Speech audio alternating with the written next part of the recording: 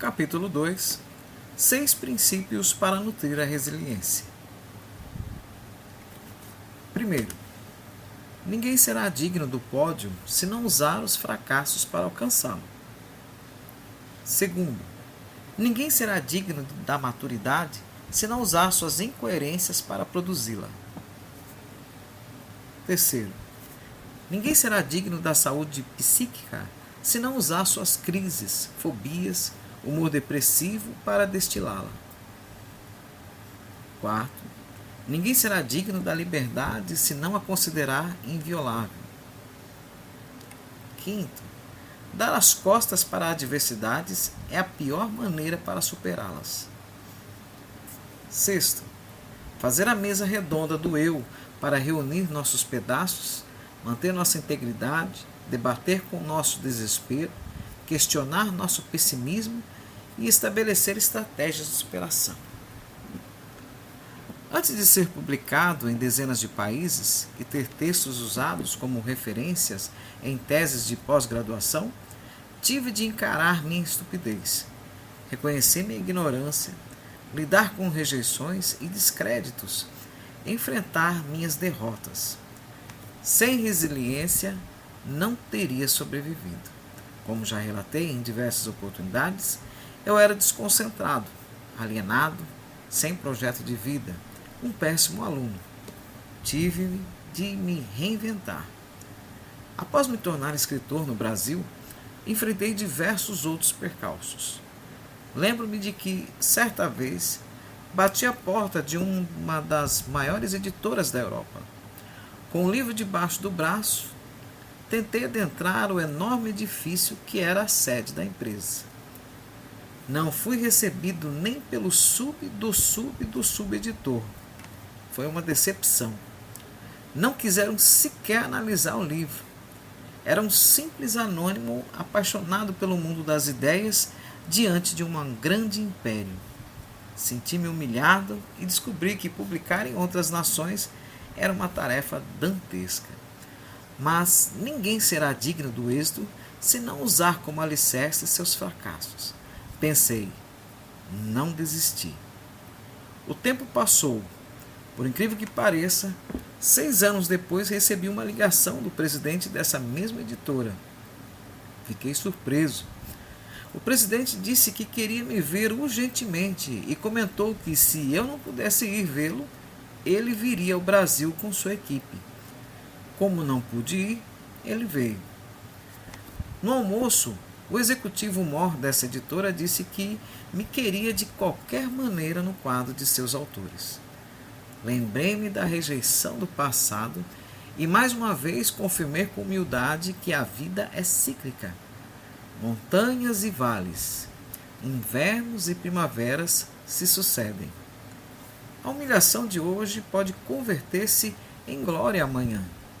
E a glória de hoje pode converter-se em anonimato. Estamos preparados? Você está? Nada é extremamente seguro na existência humana.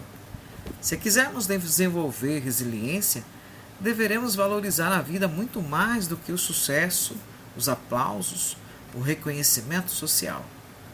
Tudo é efêmero, passa tão rápido. Muitos cientistas, antes de descobrirem suas grandes ideias, foram criticados, excluídos, taxados de loucos. Alguns grandes políticos, como Abraham Lincoln, só tiveram êxito depois de amargar inúmeros fracassos. Alguns grandes empresários só atingiram o apogeu depois de visitar os vales da falência, da escassez e do vexame público. Quem quer que o brilho do sol tem de adquirir a habilidade para superar as tempestades. Pois não há céu sem intempéries. Quem sonha com a felicidade inteligente e saudável tem de ser resiliente para atravessar o breu da soturna noite. Não há milagres. A vida é um grande contrato de riscos, saturados de aventuras e de imprevisibilidades. A única certeza é que não há certeza. Dependência de drogas sem pele emocional. Por não treinarmos o eu para lidar com as dores e perdas da existência, Somos escravos das janelas killers, dos arquivos traumáticos. Andamos em círculo pensando em nossas mazelas, gravitando na órbita das ofensas, crises, dificuldades. Gastamos enormes quantidades de energia desnecessariamente. Somos frequentemente não como a água, que contorna os obstáculos, mas como o vidro, fortes, duros, rígidos, entretanto incapazes de suportar um trauma que nos estilhasse. Muitos dos que adoecem emocionalmente, seja pelo uso de drogas, seja por fobias ou autopunição, entre outros, não têm resiliência. Desistem de seus projetos, abandonam-se, colocam-se num patamar indigno na própria agenda. Não têm pele ou proteção emocional. Ao passarem por crises, angústias, frustrações, disparam imediatamente o gatilho da memória. Abrem as janelas killers, que fecham o circuito da memória e, a partir deste momento, sua emoção torna-se terra de ninguém. Os breves momentos de prazer se alternam com momentos de autopunição, humor depressivo, sentimento de impotência. Recordando, o gatilho da memória é o primeiro fenômeno inconsciente usado no processo de interpretação. Diante de um estímulo, seja um som, seja uma imagem, por exemplo, ele abre janelas ou arquivos no córtex cerebral e produz nossas primeiras reações, emoções, impressões, pensamentos. Janela killer é um arquivo traumático que contém experiências como medo, perdas, frustrações, arrogância, egocentrismo, timidez. É inegável que drogas como a cocaína e o crack dão um prazer momentâneo e sensação de poder, mas é incontestável que produzem depressão de rebote e um rastro angustiante pelo aprisionamento da liberdade. Viver é conquistar, ter experiências, cultura, amigos, um grande amor. Viver também é perder, sofrer diminuição da destreza muscular, ficar privado de reconhecimento social, de vitalidade social. Viver é encantar-se com os outros e ter expectativas correspondidas, mas é também desencantar-se e ter expectativas não atendidas. O drama e o lírico sempre nos acompanham. Isso torna a vida belíssima.